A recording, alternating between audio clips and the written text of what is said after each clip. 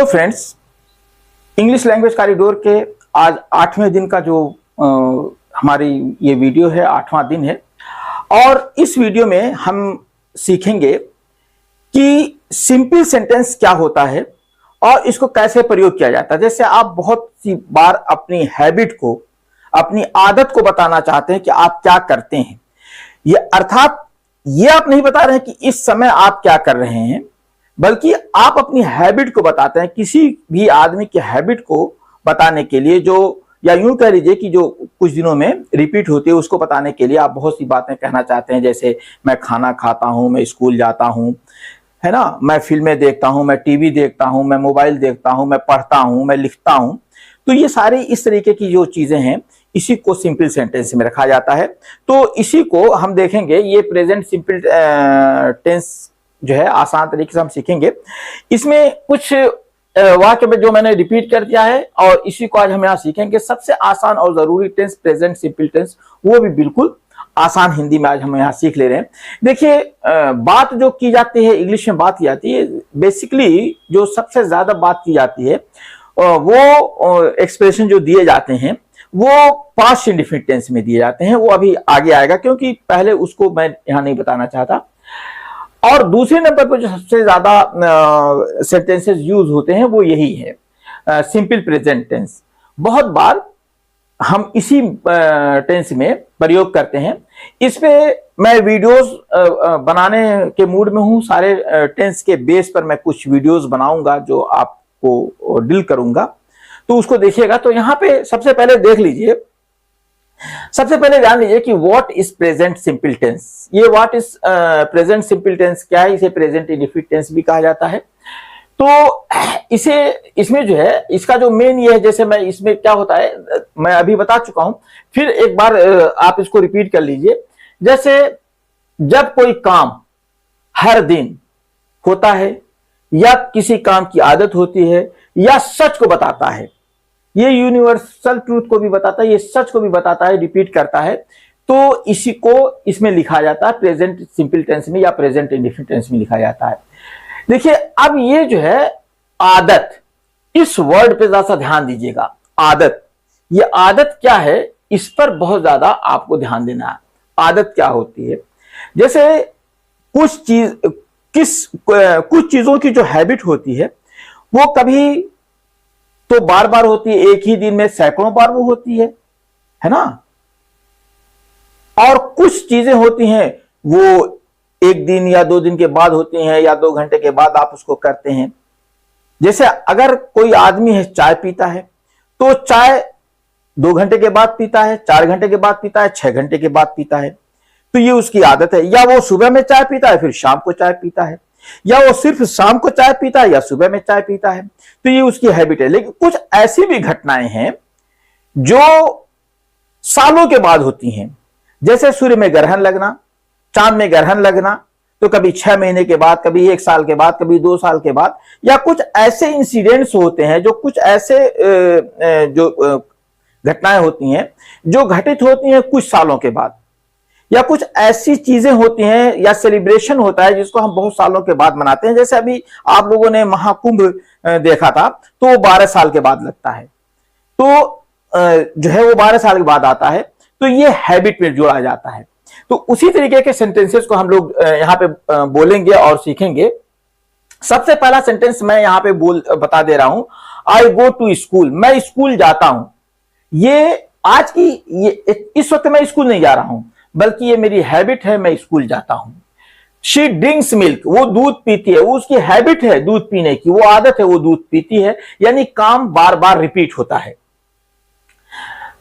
अगला बहुत important sentence है, the sun rise in the east, सूरज पूर्व में निकलता है, सूरज पूरब से निकलता है, तो ये हैबिट है, सूरज पूरब से ही निकलता है, तो ये उसकी हैबिट है। और ये बार बार होता है, हर 24 आवर के बाद ऐसा होता है।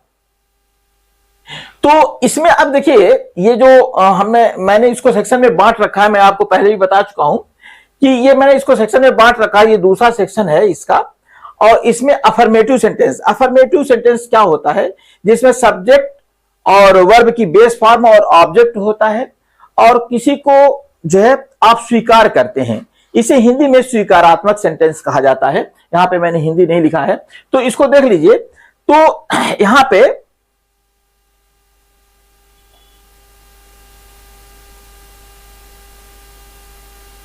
इसका प्रयोग किया जाता है। एक चीज जान लीजिए कि यहां पे सब्जेक्ट है, बेस फॉर्म है और ऑब्जेक्ट है, लेकिन सब्जेक्ट ही, शी, इट या कोई एक नाम है तो वर्ब में एस या ईएस जोड़ा जाता है। जैसे देखिए, एक बात मैं बता दूं, आप मेरे कुछ पुराने वीडियोस देखेंगे तो उसमें मैंने एक चीज आपको दिखाई है, बताई है, वो ये है कि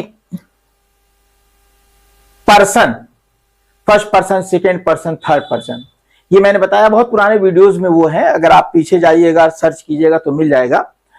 तो उसमें जो है मैंने उसको बहुत ढंग से मैंने बता दिया कि पर्सन कौन होते हैं। तो थर्ड पर्सन थोड़ा सा एक बार यहां मैं रिपीट कर देता हूं, ताकि आपको अगर प्रॉब्लम हो पुराना वीडियो देखने में तो भले वीडियो थोड़ा सा लंबा हो जाएगा। जैसे तीन तरीके के लोग होते हैं, एक बोलने वाला होता है, एक सुनने वाला होता है और एक जिसके बारे में बात की जाए। तो जो बोलने वाला होता है वो फर्स्ट पर्सन होता है, जो सुनने वाला होता है वो सेकंड पर्सन होता है, और जिसके बारे में या जिस चीज के बारे में बात की जाती है वो थर्ड पर्सन होता है। और उसमें भी सिंगुलर होते हैं, प्लूरल होते हैं, अर्थात एक वचन होता है और बहुवचन होता है। तो अगर थर्ड पर्सन सिंगुलर नंबर है, अर्थात थर्ड पर्सन जो है एक वचन है, तो उसमें हम अंत में, वर्ब के अंत में एस या ईएस लगाते हैं।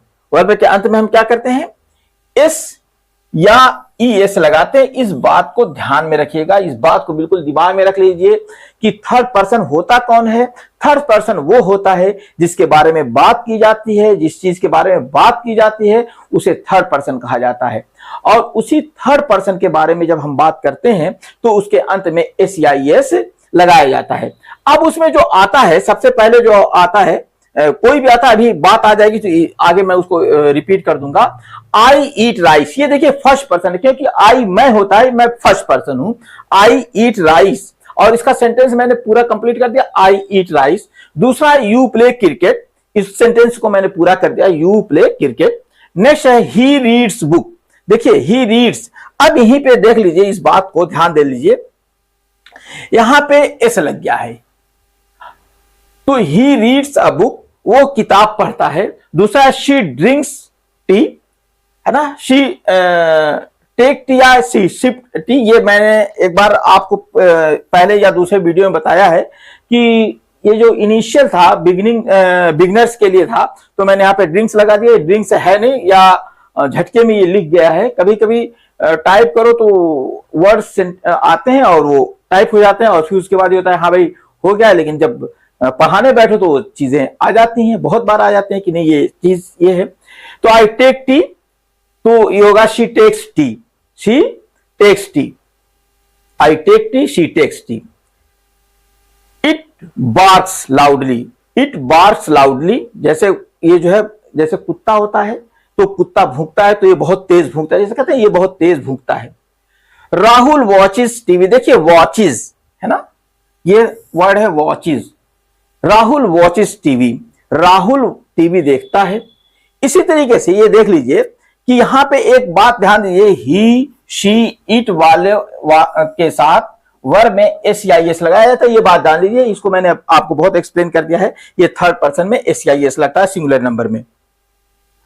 आइए थोड़ा सा निगेटिव सेंटेंस को देख लेते हैं। ये निगेटिव सेंटेंस भी बहुत इंपॉर्टेंट होता है। आई डू नॉट प्ले, मैं नहीं खेलता हूं।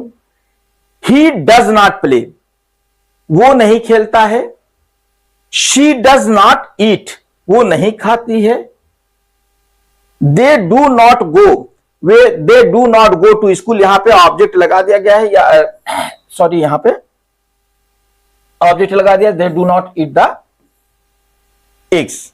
तो इस तरीके से ये आ जाता है। अब यहां पे देख लीजिए ये मामला क्या होता है, यहां पे डज लग गया, ये यहां पे हेल्पिंग वर्ब की तरह काम कर रहे हैं, तो यहां पे क्यों लग गया? देखिए सेंटेंस में जब भी कोई भी टेंस हो तो उसमें जो पहला वर्ब आता है वही चेंज होता है।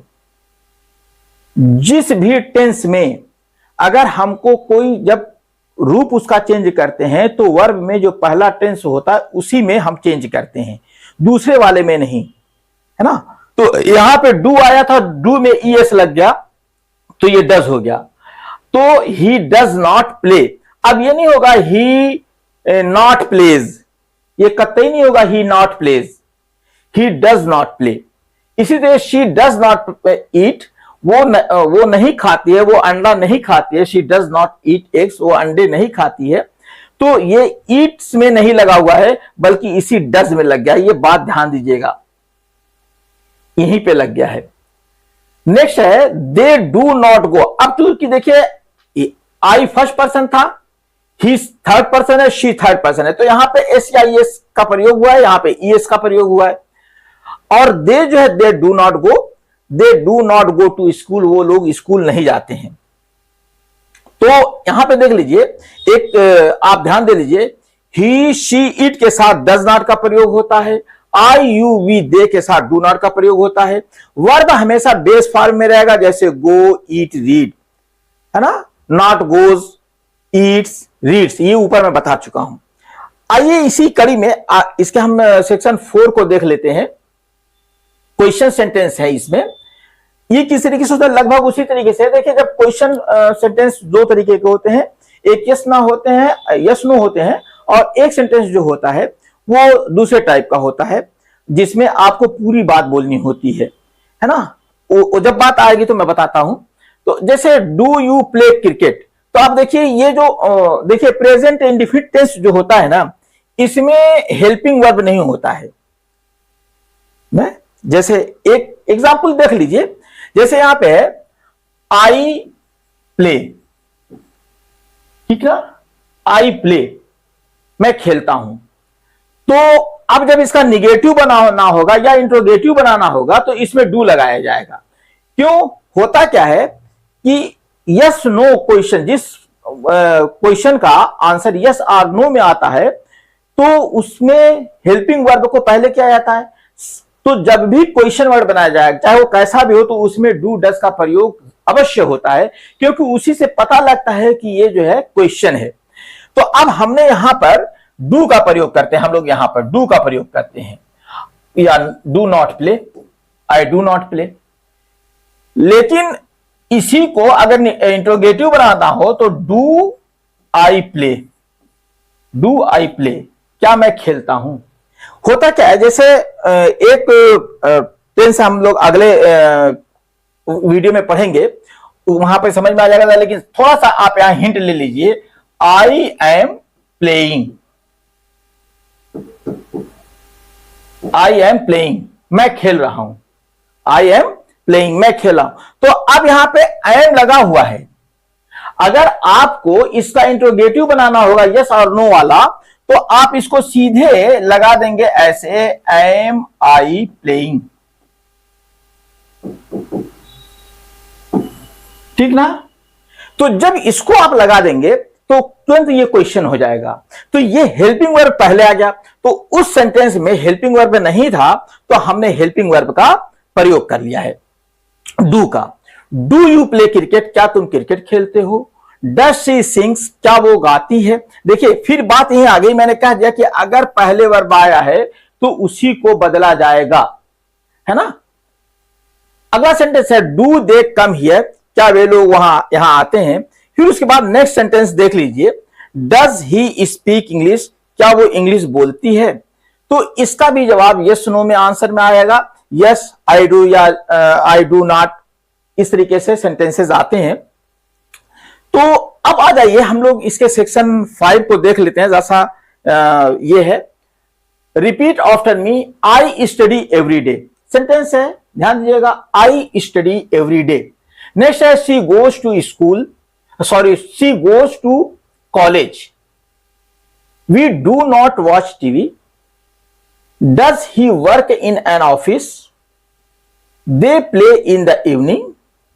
और ये डेली प्रैक्टिस सेंटेंस है, पॉजिटिव, 5 पॉजिटिव सेंटेंस आप कर लीजिएगा, जैसा आप प्रैक्टिस कर लीजिएगा कि और 3 निगेटिव सेंटेंसेस और 2 क्वेश्चन सेंटेंस कर लीजिएगा। तो आपने आज जो सीखा है वो प्रेजेंट सिंपल टेंस के, या यूं कर लीजिए प्रेजेंट इंडेफिनिट टेंस के पॉजिटिव, निगेटिव और क्वेश्चन सेंटेंसेस को सीख लिया है। अगले वीडियो में हम सबसे पहले इसमें देखिए बात यह आएगी कि अगले वीडियो में हमको सीखना क्या है। हम सबसे पहले 20 मोस्ट कॉमन एक्शन वर्ब को पढ़ेंगे। ये 20 कॉमन एक्शन वर्ब जब हम सीख लेंगे तभी हम सेंटेंस बना पाएंगे। तो अभी कॉन्टिन्यूअस टेंस से हम लोग नहीं सीखेंगे, बल्कि हम आगे एक्शन वर्ब सीखेंगे। तो दोस्तों ये था, और हमारा अगला वीडियो मैंने बता दिया है कि वर्ब से एक्शन वर्ब को सीखेंगे। उससे पहले आप वीडियो को लाइक कीजिएगा और शेयर कीजिएगा, और दूसरी सबसे बड़ी चीज ये है कि आप जो है कमेंट कीजिए। कमेंट में कुछ सेंटेंसेस लिखिए जो आपने सीखा है, उस सेंटेंसेस को लिखिए। और अगर कोई बात न समझ में आए तो उस पर अवश्य कमेंट कीजिएगा, मैं उस पर भी वीडियो बना के आपको प्रोवाइड करूंगा। अगर आप चैनल पर नए हैं तो सब्सक्राइब करना कतई मत भूलिएगा, ताकि आपका एक भी वीडियो मिस ना हो। Thank you.